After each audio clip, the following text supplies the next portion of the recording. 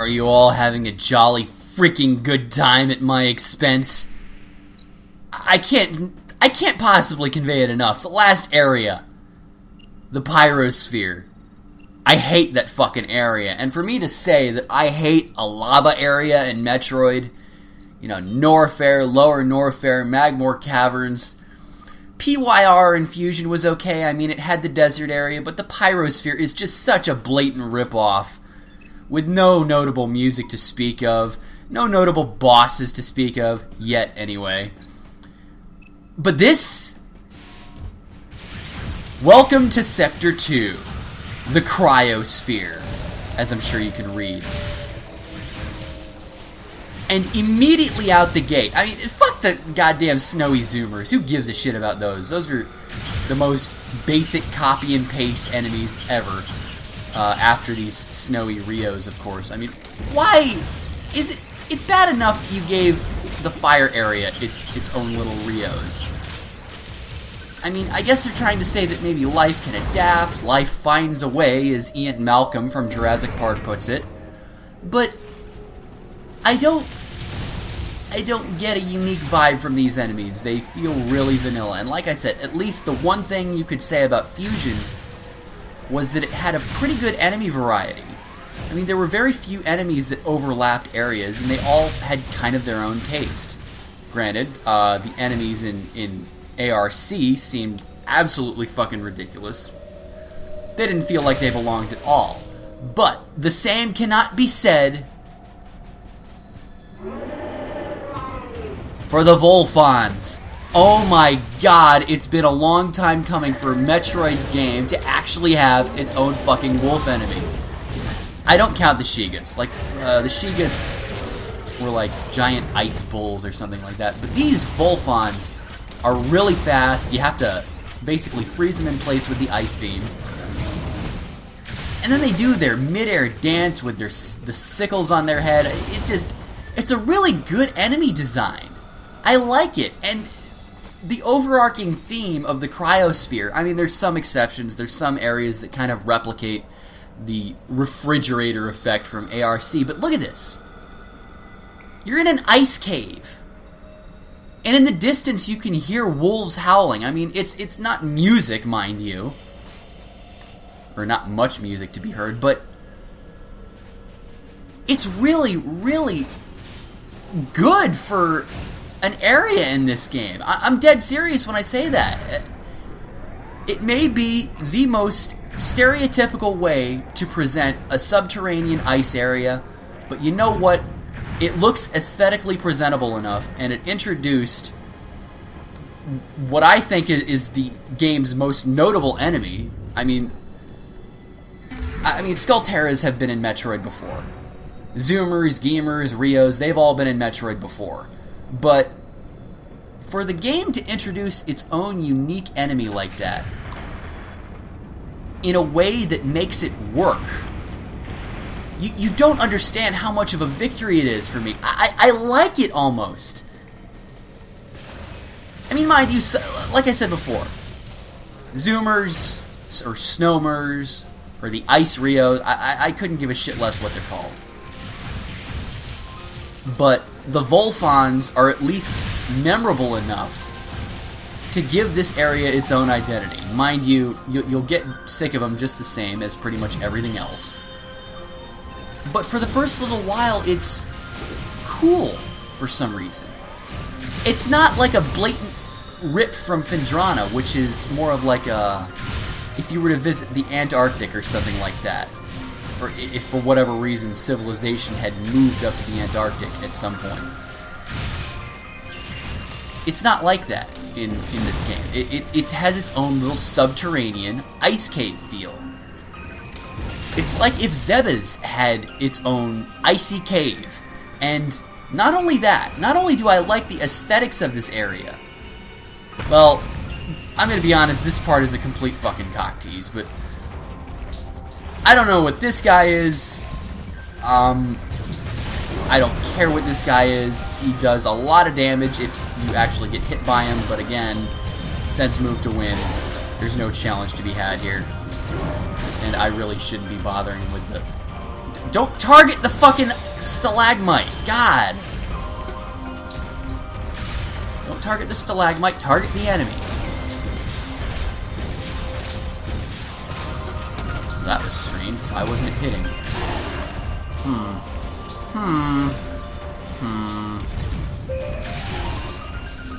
But anyways, I like this area. The upgrade, the major upgrade that you get your first trip here, many of you know what it is already. But I like it. It's the first time in this game where I feel like I'm enjoying myself. The biosphere, the fucking pyrosphere especially, I just did not give a fuck about. And it's clear that the developers didn't either. I mean, the biosphere at least looks pretty in some respects, but I don't know. This area here I have a big problem with, but you'll see why later. Not necessarily for, how do I put this? Not necessarily for the aesthetics of it, because again, I kind of like the snowy cave vibe. It works in this area. The main problem that I have with it is that I'm going in a circle for no reason beyond the game's plot railroading. No reason whatsoever. You'll see why in a moment. Am I even supposed to go this way?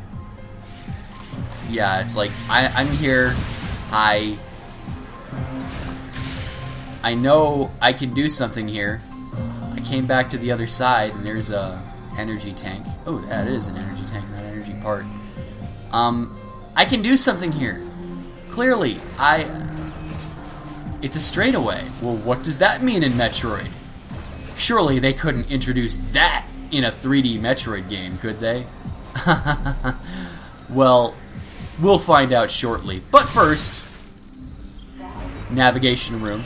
Mandatory stoppage. That's fine. Again, no identifying music or anything like that, but with this area, it's almost conducive to the atmosphere. Would I enjoy a good fucking Metroid track to go along with this? Yes, and you guys will enjoy it yourselves.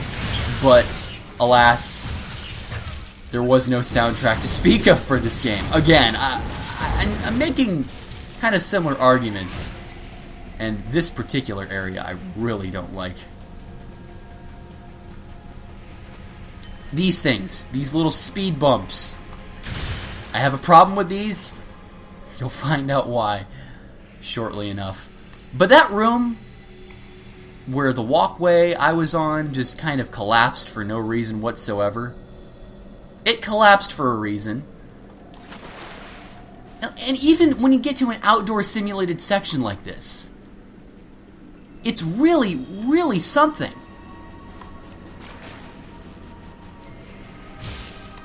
Now, oh right, that's why. Wait, is it? Oh, super missile, of course.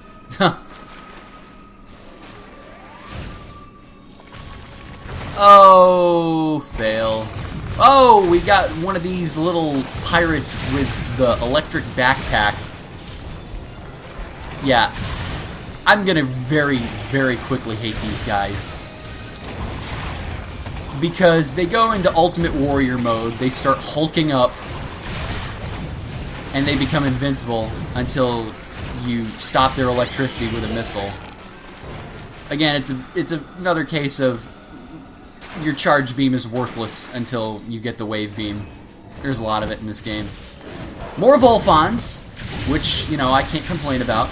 I always love fighting these things, even though they're really easy. Ice beam, missile. Kind of the case with a lot of the enemies in this game.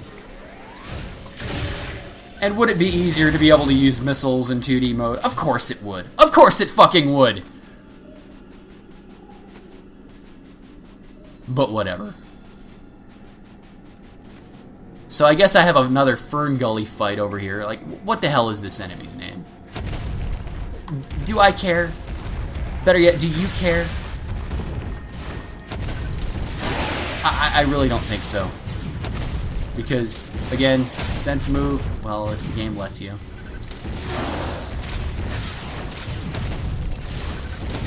An area that I really enjoy being marred by mandatory mini-bosses. That was a nice bit of alliteration with the M there.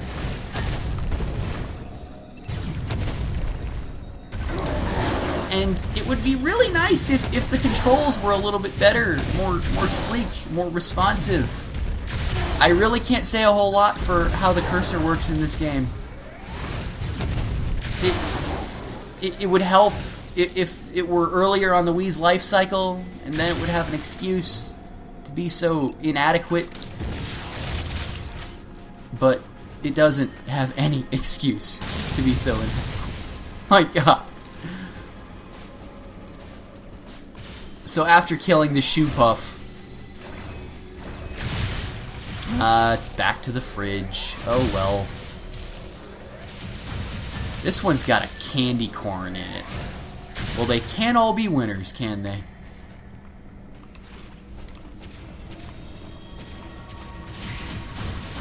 The overuse of zoomers in pretty much every part of this game. And side hoppers. Side hoppers, too. Like, these are the more advanced side hoppers, but I hate these goddamn people, too. I hate them. Fuck you. I'm just gonna missile you to death. Boom, boom, boom.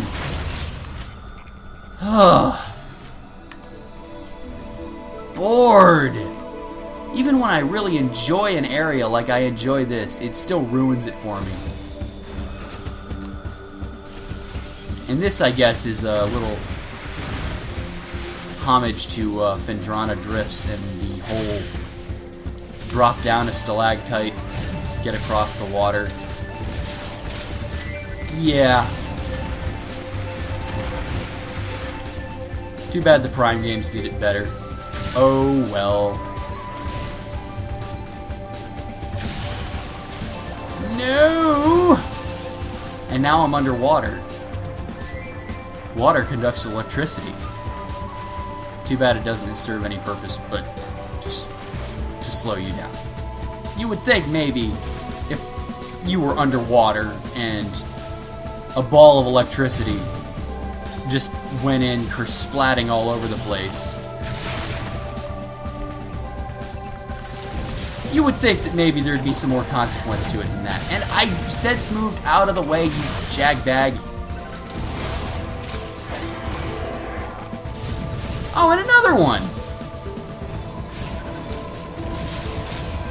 It's a shame that this game's platforming leaves a little bit to be desired.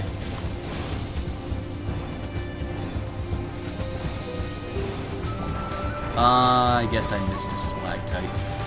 Oh well. I'm in no danger of dying yet, so it's fine. It's fine, people. It's just peachy. I really, really am starting to not like this area. I mean, don't get me wrong, like I say, beautiful. And it even has its own signature enemy that I think really works. But the mandatory fights against the pirates and the giant shoe puffs, whatever the fuck they're called, I don't care. I don't take any enjoyment out of these mandatory fights. Very few times in the Prime games, well, minus Metroid Prime 3. Prime 3 was kind of overboard with it.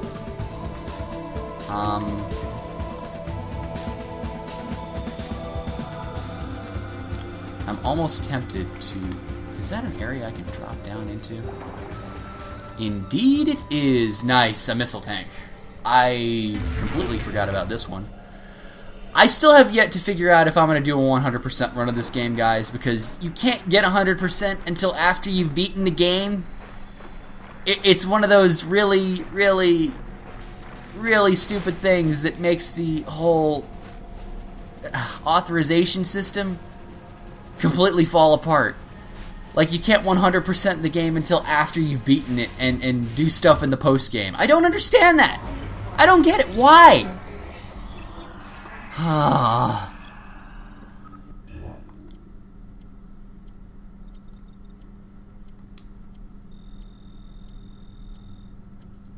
Thank you, game.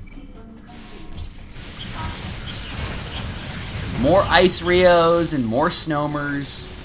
It's like, oh, by the way, we still have these enemies that we'll reuse in pretty much every area. And I guess it's plot time.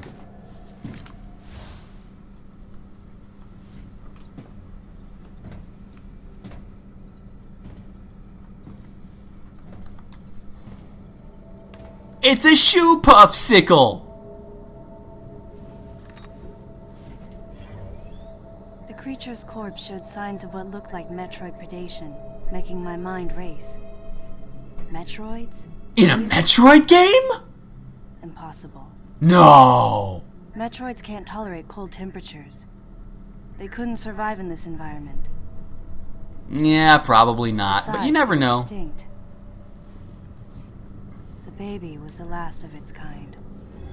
Or was it?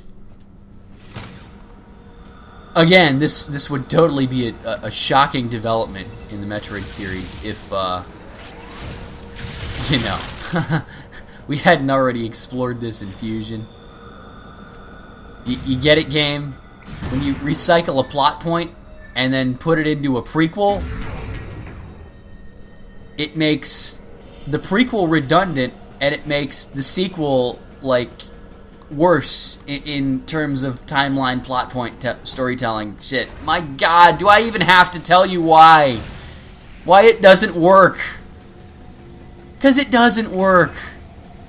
How could we have a Metroid in a Metroid game? Well, I'd like to get a little bit more technical with you, Samus. It's only the infant Metroids, like the larval form Metroids, that actually have a intolerance to cold temperatures. We've never been, well, I guess technically Fusion tried to retcon that, but throughout the entire Metroid lifespan on SR388, we were kind of told the contrary, that Metroids really only have one weakness, and it's always been missiles. It's just they were too jellyfish-like in their first stage to have the missiles affect them until they were frozen. Cold didn't actually start becoming their natural weakness until later on in the series. For whatever fucking reason. Did absolutely nothing. It didn't do shit to the baby Metroid. But then again, that's to be expected, I suppose. Oh, and of course, that wasn't enough to blow it up. So, is everybody having fun? Because we have another one of these rail puzzles. Oh, isn't this just great? Let's keep recycling this. And of course, this is actually a power bomb. Bendesium. Gotta love the Bendesium.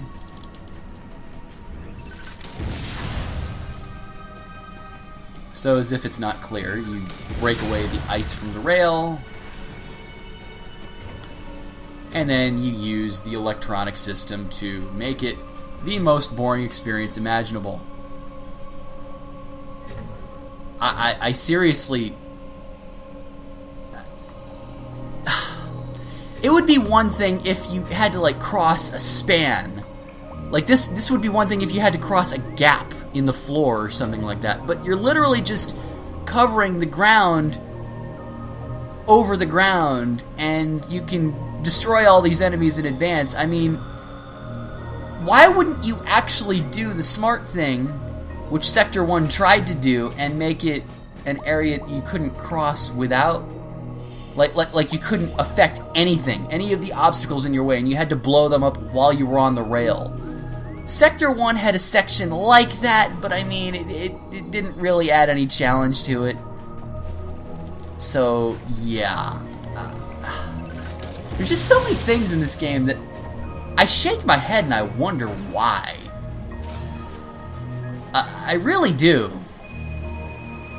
It may, and I know, you're nitpicking, you're hating on this game for the sake of hating, you know. Why do you play this game? Why don't you play a game you like? Oh, by the way, I am playing a game that I like. Just not this game.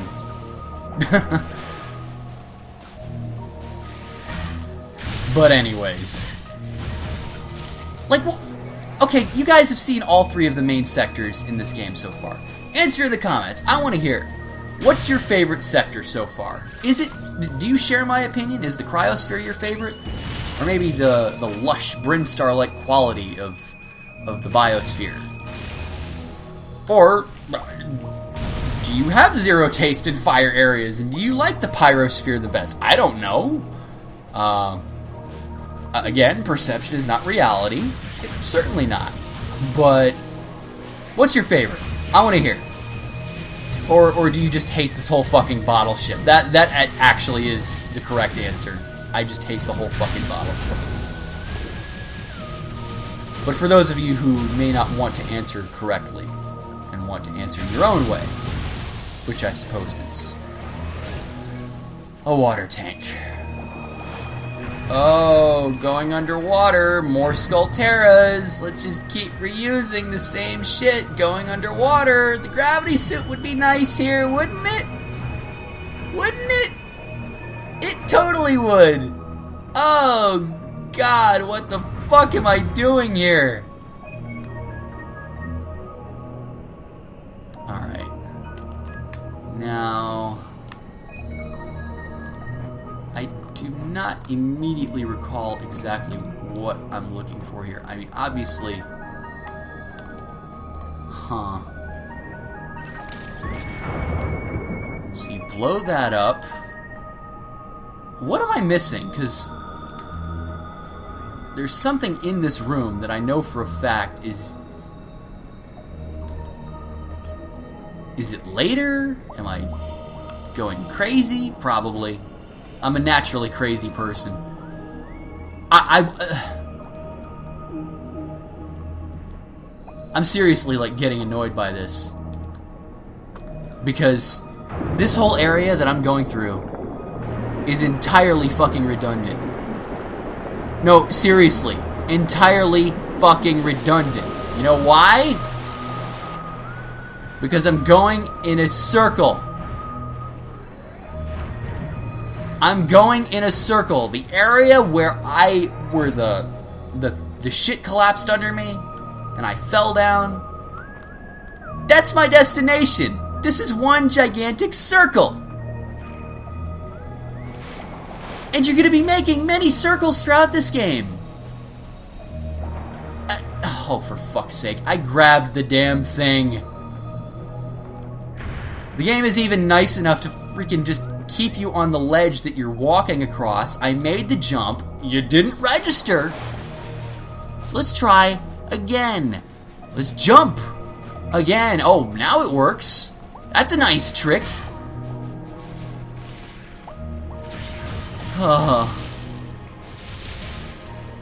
So we're doing a mini circle, only to go through one giant circle. Oh wait, we've got more of these guys! Just out of curiosity, can I skip this area? Hey, I actually can. That's a nice trick. You know what? I don't even give a shit. I'll come back here later. I'm surprised that it didn't lock the door on me, because that would have been something that this game would do. But wait. Wait. Wait. A long linear corridor. That doesn't seem... The speed booster! Impossible! Not in a 3D Metroid game! Are you kidding me? The most efficient way through here should be delivering shoulder impacts with your speed booster, so I'm authorizing its use. Yes! Thank you, Adam! Wait, I had it all along. Fuck you, Adam!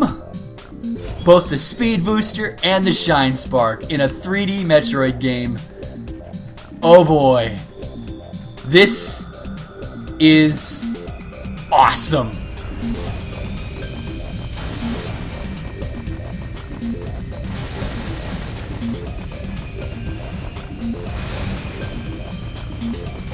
Holy shit. Holy shit.